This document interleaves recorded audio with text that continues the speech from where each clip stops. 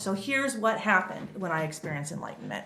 I had been for about, 9 years actively processing my emotional pain, learning how to go into my fear, guilt, and shame, into my wounds, and then find the wisdom and come out the other end. And here's what I mean by find the wisdom, okay? So our wounds are in our subconscious, our shadow. So we're not aware of them until it's time to heal. Oh, wait, that's what's been causing all of my problems my whole life. So it was March of 2024. And I knew how to turn a wound into wisdom. I knew how to ask myself questions like, why can't I apologize to my daughter? And I had learned how to listen to myself when I heard that I believe that if I apologize, my loved ones will leave me. I'm like, well, that's not logical. If I apologize, she will want to stay. And there was the wound, the inverted wisdom, the subconscious lie. If I apologize, my loved ones will want to leave me.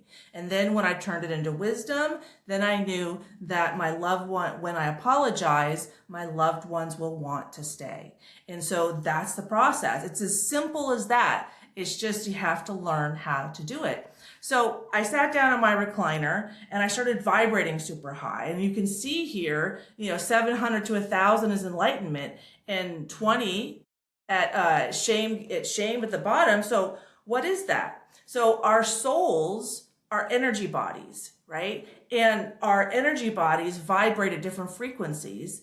And these are all the different frequencies. So that's why when I sat down, I was vibrating super high, like zzz, zzz, zzz, vibrating, not knowing what's happening because I was not yet aware that enlightenment is an emotion, okay? So the next morning, after barely sleeping, eating, drinking, like nothing, I'm sitting there, zzz, and I hear like an alarm in my head, enlightenment, enlightenment, enlightenment. I'm like, okay, maybe I'm at enlightenment. Okay, I had moved through all these different levels. I'd learned how to go way down into my shame and way up into love and then way back down to shame and then up into peace and joy and compassion. And I've been raped and I found compassion for Andrew Tate through a personal relationship with his best friend, Justin Waller. Like that's an accomplishment for a woman who's been raped, right? So anyway, then I start seeing like epiphanies. Like I asked the universe, what do I need to learn? And I had a huge epiphany.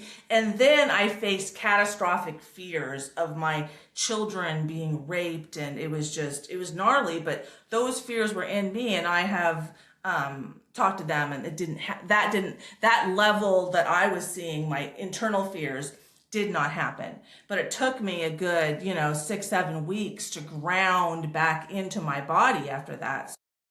So that happened. It was Tuesday, Wednesday, Thursday, Friday, and I was vibrating so high and I wasn't overweight at the time. It's like 5'5", going to yoga, hot yoga 5-6 days a week. I was in shape.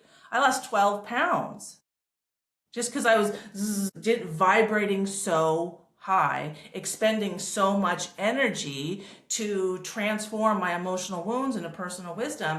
And we know through the laws of physics that the highest vibrating energy is the most transformative. And I'll show you a physics experiment about that in a second. But let's get back to this chart and Dr. David R. Hawkins.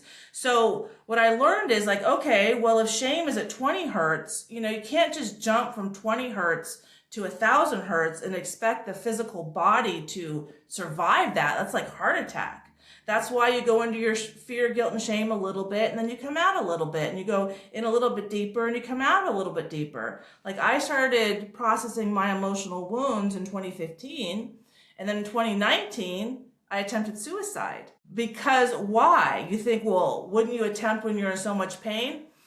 My soul has a plan for my life. My soul plans my life based on my wounds. So based on my wounds, I had to be able to go into my wounds and come out of my wounds to survive my suicide attempt. So my soul's plan was survival. And I'm a woman, and women often take medication, which is less deadly than using a gun, and men more often use a gun. And so men's suicide rates are actually lower than women, but the success rate is far higher, at 4 times higher than women, because when men done, they use gun, they're done.